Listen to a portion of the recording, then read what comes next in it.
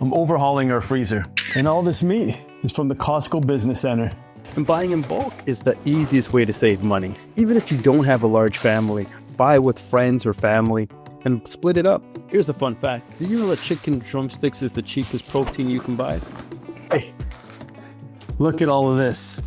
We got tons of chicken breast, but look at the size of these things, guys. Like my whole head, all right?